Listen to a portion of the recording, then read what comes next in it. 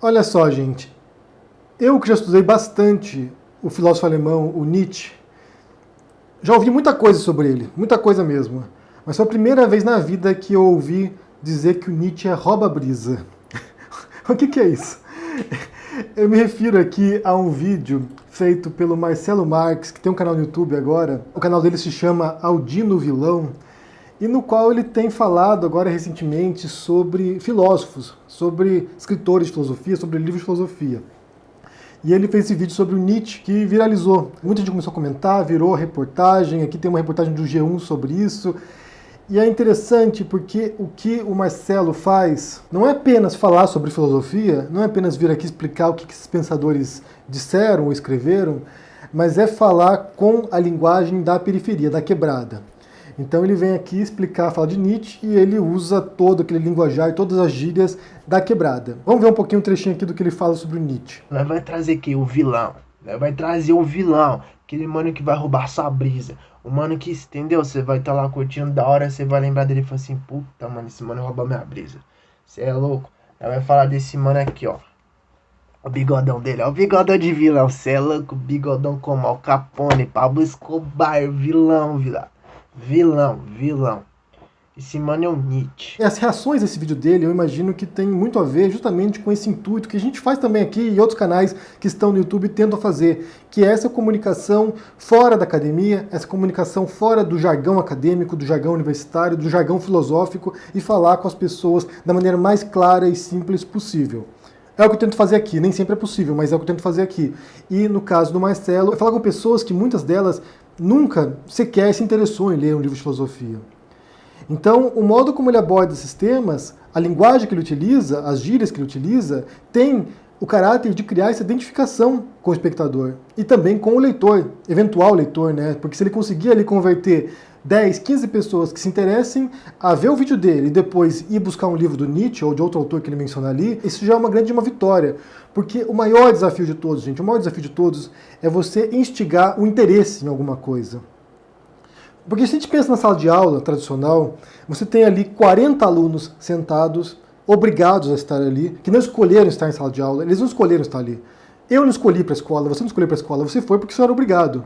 Você tem lá 40 alunos obrigados a sentar lá, ouvir sobre os mais diferentes assuntos, assuntos pelos quais elas não têm menor interesse, e também é muito difícil criar esse interesse. Porque cada pessoa é boa numa coisa. Tem gente que é boa em português, tem gente que é boa em história, tem gente que é boa em matemática, tem gente que é boa em filosofia, tem gente que é boa em outras coisas, em educação física. E você põe ali, você nivela todo mundo por baixo. Todo mundo tem que adquirir as mesmas competências. Tem que tirar nota, tem que ter um bom desempenho, tem que comprovar através de suas notas certo nível de domínio do assunto para não ser reprovado. E quando você é obrigado a alguma coisa, é muito mais difícil, mas é muito mais difícil você despertar esse interesse para que a pessoa voluntariamente vá procurar depois. Vocês vêm aqui porque vocês querem estar aqui. Ninguém está obrigado aqui, ninguém é forçado a assistir o que eu falo. Se você não gosta do que eu falo, se você não gosta de mim, você pega suas coisas e vá para outro canal. Ninguém está te amarrando aqui para que você me assista. Então, aquilo que você ouve no meu canal ou no canal do Marcelo é porque você está lá voluntariamente. E esse simples fato já é uma enorme vantagem para quem se comunica na internet. Já é uma enorme vantagem para quem fala de história, porque quem for no seu canal de história vai lá porque quer te ouvir falando de história.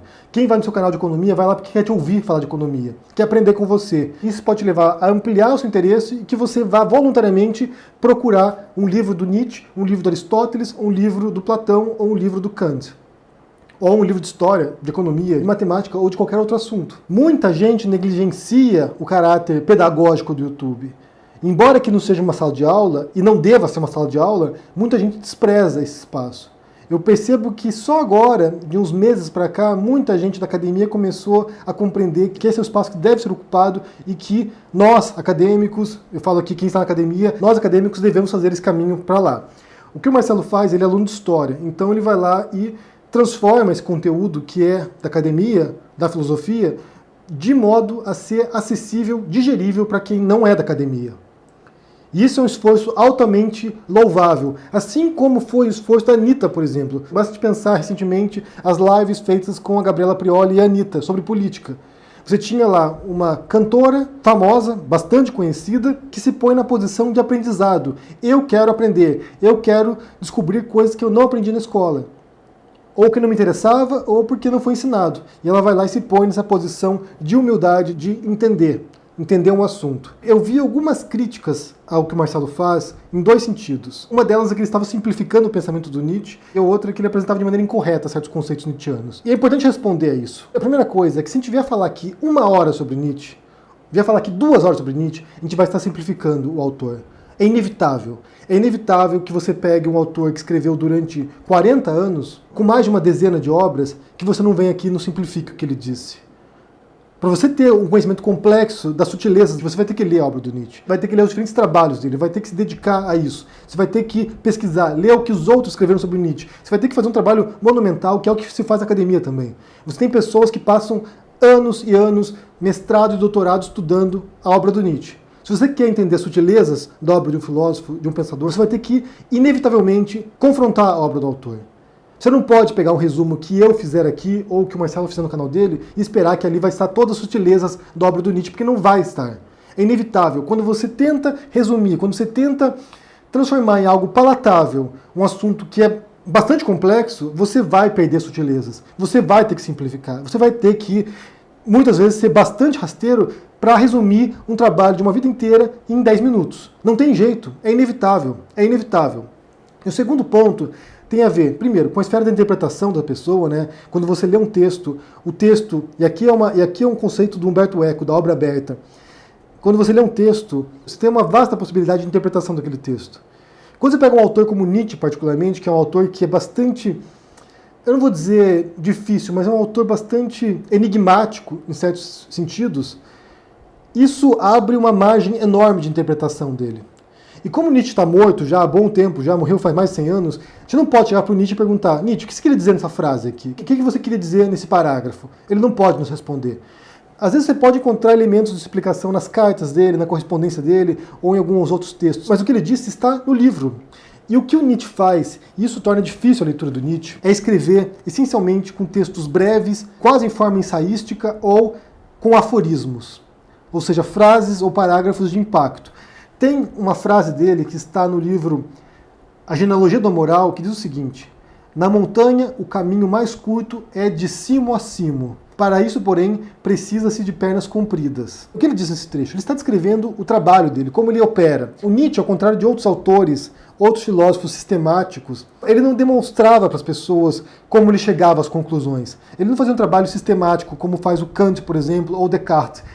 Sabe, explicando argumento por argumento, premissa por premissa, até chegar na conclusão. O que o Nietzsche faz, muitas vezes, é te dar apenas a conclusão dele. Então ele vai de cume a cume, né, de cima a cima da montanha. Ele não faz o percurso de descer a montanha e subir a montanha e te mostrar o percurso. Eu fiz isso aqui. A minha descoberta foi essa. Dei esse passo, até chegar no topo. Não. Ele vai de topo a topo, ele vai caminhando de topo a topo, por isso que ele fala que tem que ter pernas compridas para acompanhar o Nietzsche. Porque ele vai de conclusão a conclusão. E para você fazer o caminho percorrido, você tem que supor, você tem que tirar conclusões próprias, você tem que tentar retraçar toda a jornada do Nietzsche para ele chegar naquela conclusão. É por isso que a obra dele se parece em muitos elementos com obras de sábios orientais, por exemplo, ou de profetas bíblicos. Porque a impressão que dá é que ele está te trazendo uma verdade, ou o Nietzsche critica a noção de verdade, mas está trazendo uma revelação que vem após um longo trabalho de reflexão. Ele não te mostra como ele chegou naquele ponto, ele só te mostra o que ele viu. E isso torna muito complicada a interpretação da obra do Nietzsche. Então é por isso que você tem pessoas que vão para todos os lados. Ele quer dizer isso, ele quer dizer aquilo. E outra coisa que complica também é que durante a vida inteira do Nietzsche, ele sofria de muitas doenças, ele tinha dores de cabeça terríveis. Então ele só conseguia trabalhar num período muito breve de tempo. Ele estava passando mal, melhorava um pouquinho e ia lá e escrevia. Então os textos dele são breves porque era o tempo que ele tinha de concentração, de tempo saudável para escrever. E ele relata isso. Quando você lê, por exemplo, o Ecce Homo, que é uma autobiografia filosófica do Nietzsche, ele conta como em certos momentos ele só tinha ali 15, 20 minutos para escrever. Então o trabalho dele é fragmentado. São insights, são vislumbres da realidade. E tem dois aspectos, na verdade, que também acabam sendo reforçados por esse método, ou por essa falta de método do Nietzsche.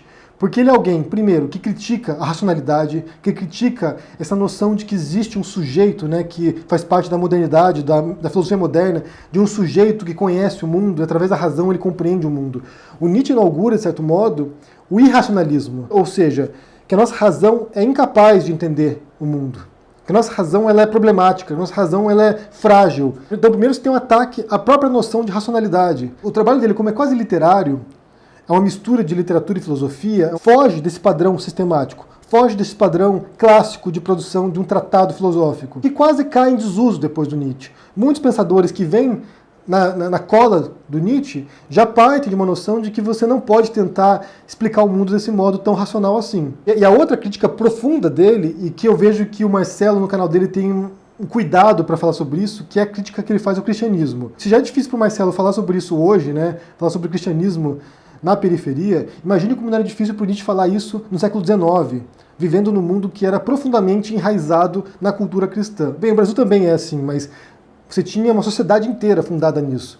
Então, quando Nietzsche passa a atacar o cristianismo, o ataque fundamental dele é em relação às bases morais do cristianismo. Porque o que Nietzsche diz, e você vai encontrar isso principalmente no livro dele, O Anticristo, o que ele diz é que a moral cristã é fundamentada na moral do escravo, do servo, daquele que se humilha. Então, é uma negação da vida. O cristão é aquele que nega a vida esperando recompensas no pós-vida, após a morte. E isso para ele é inaceitável. Que as pessoas se sujeitem a uma moral negativa de supressão das vontades, de supressão do desejo, de supressão do valor, isso para ele é inaceitável. Então ele propõe uma transmutação desses valores. O que ele enxerga, e aqui é a base reacionária do Nietzsche, de certo modo, é um retorno a uma espécie de moralidade que se assemelha dos gregos, que era um povo que, segundo Nietzsche, mas também segundo outros pesquisadores da Grécia Antiga, que valorizava a virtude, que valorizava a coragem, que valorizava a nobreza, a areté. Então, para Nietzsche, uma moral que fosse excelente seria essa moral que eleva quem é elevado e rebaixa quem é baixo.